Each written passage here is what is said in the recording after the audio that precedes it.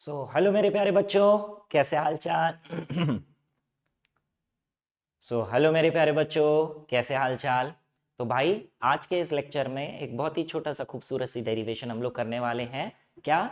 अगर मान लें आपको दो लेंस दे रखे हैं और दोनों लेंस की इंडिविजुअल फोकल लेंथ आपको मालूम है f1 और f2 लेट्स से, और अगर उन दोनों को ज्वाइन करके एक कॉम्बिनेशन ऑफ लेंसेज बना दिया जाए, तो वो जो कॉम्बिनेशन आएगा लेंस के सिस्टम का, उसकी मिला के फोकल लेंथ क्या होगी वो हम लोग निकालने जा रहे हैं।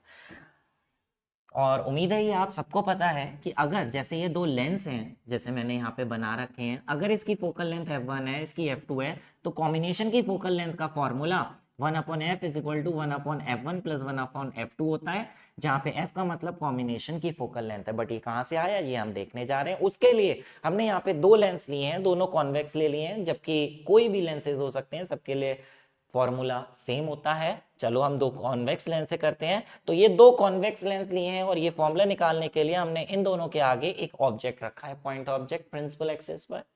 इसकी इमेज बनाने की कोशिश करिए इन दोनों लेंसेज से जब रेज पास होंगी। तो उसके लिए हमने एक रे यहाँ से इस तरीके से ऐसे ली, चूंकि ये कॉन्वेक्स लेंस है, ये उसे कन्वर्ज करेगा। कन्वर्ज करके रे जो है, ये लीजिए, ये रे यहाँ से यहाँ इस तरीके से जा रही है, ये रे कन्वर्ज होकर नीचे की तरफ आएगी। लेकिन जब ये नीचे की तरफ ऐसे आगे पास होने की कोशिश करेगी, तो इसके आगे एक और लेंस रखा होगा, जो अगर नहीं होता तो ये रे सीधी जाती, यानी ये अकेला लेंस इसकी इमेज यहां बनाता। जब हम दूसरी रे यहां डायरेक्ट प्रिंसिपल एक्सिस की तरफ से लेते तो इमेज यहां बनती, जिसका हम नाम लिख रहे हैं आई डैश उस इमेज का। बट ऐसा होगा नहीं, ये जो लेंस है, ये लेंस यहाँ पे जब रे पड़ेगी तो इसको और ज्यादा कन्वर्ज करके फाइनल इमेज आई डैश की बजाय आई पे बनाएगा। तो अगर देखा जाए तो इस वाले लेंस के लिए तो ये ऑब्जेक्ट है और ये इमेज है। इस वाले पहले वाले लेंस के लिए ये ऑब्जेक्ट है, ये इमेज है, क्योंकि ये वाला लेंस यहां से आती हुई रेस को यहां बेंड करा के इमेज बनाने वाला था। लेकिन इस वाले लेंस ने जो चीज यहां बनने वाली थी उसकी इमेज यहां बना दी। तो इस वाले लेंस के लिए ये ऑब्जेक्ट है और ये इमेज है, ऑल्दो ये ऑब्जेक्ट वर्चुअल होगा इसके लिए फिलहाल। लेकिन अगर मैं बात करूं, ये लीजिए फर्स्ट और सेकंड लेंस की हम यहाँ पे लिख दें, फॉर फर्स्ट लेंस इक्वेशन लिख देते हैं, और सेकंड लेंस के लिए भी लेंस इक्वेशन लिखें। लेंस इक्वेशन होती है 1/f is equal to 1/v minus 1/u।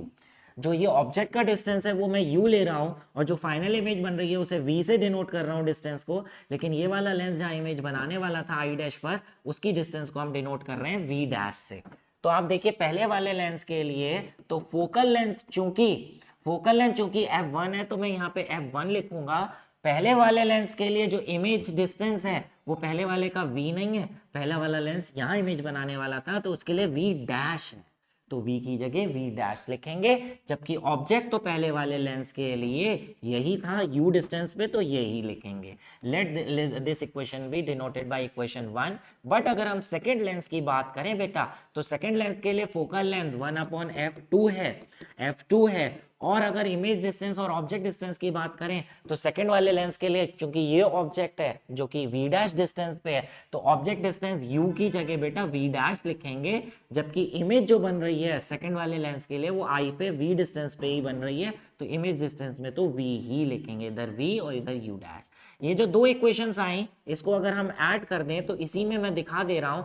Add करने पर आप देख सकते हैं कि 1/v dash minus 1/v dash add होने पर कट जाएगा, और इधर बचेगा 1/f1 प्लस 1/f2, और इधर देखा जाए तो बचेगा 1/v माइनस 1/u। बेटा अगर v और u देखा जाए तो इस दो लेंस के कॉम्बिनेशन का अगर मिला के अगर देखें, इंडिविजुअल छोड़ दो, इन दोनों को मिला के एक जो ऑब्जेक्ट था वो यहां था o पे, जिसकी डिस्टेंस u थी, और इन दोनों ने मिला के जो फाइनल इमेज बनाई वो आई पे बनाई, जो कि v डिस्टेंस पे थी। तो इन दोनों का मिला के v इमेज डिस्टेंस है, मिला के ऑब्जेक्ट डिस्टेंस u है। तो u और v अगर देखें, इमेज और ऑब्जेक्ट डिस्टेंस जो हैं ये कॉम्बिनेशन के हैं, तो ये जो फॉर्मूला है, इस फॉर्मूले में इसकी जगह अगर हम 1/f लिखते हैं, तो ये जो f है ये किसकी आएगी? कॉम्बिनेशन की, क्योंकि u और v कॉम्बिनेशन के हैं तो फोकल लेंथ भी कॉम्बिनेशन की आएगी। इस तरीके से ये लीजिए, कॉम्बिनेशन की फोकल लेंथ का हमारे पास फॉर्मूला आ गया 1/f is equal to 1/f1 plus 1/f2। और यहीं पे अगर हम पार की बात करें तो बेटा जी 1/f किसका फॉर्मूला होता है, पार का ही तो होता है। तो 1/f1 की जगह फर्स्ट वाले की पार, 1/f2 की जगह सेकंड वाले की पार, और 1/f की जगह कॉम्बिनेशन की पार। तो कॉम्बिनेशन की पार का फॉर्मूला भी आ गया।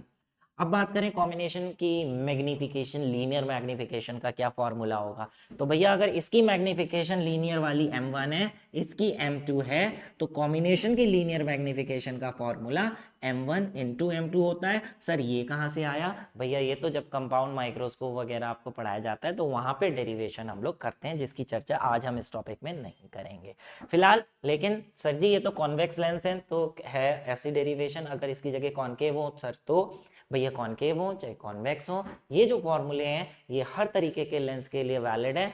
डायग्राम थोड़ा सा अलग हो सकता है, कॉनकेव थोड़ा सा डाइवर्ज करेगा, कॉन्वेक्स कन्वर्ज करेगा, लेकिन फाइनल इमेज तो कहीं ना कहीं बनेगी ही ना।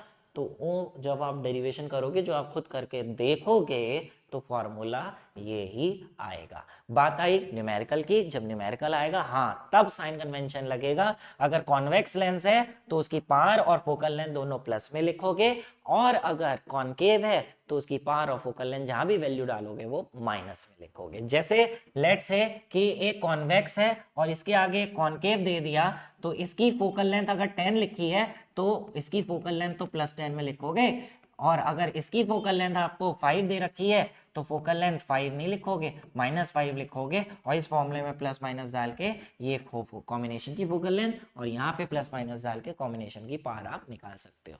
तो उम्मीद है छोटा सा प्यारा सा टॉपिक था, आपको समझ में आ गया होगा। अगर आ गया है तो एक थम्स अप दीजिए। मिलेंगे फिर हम लोग अगले लेक्चर में, तब तक के लिए tata, take care and bye bye.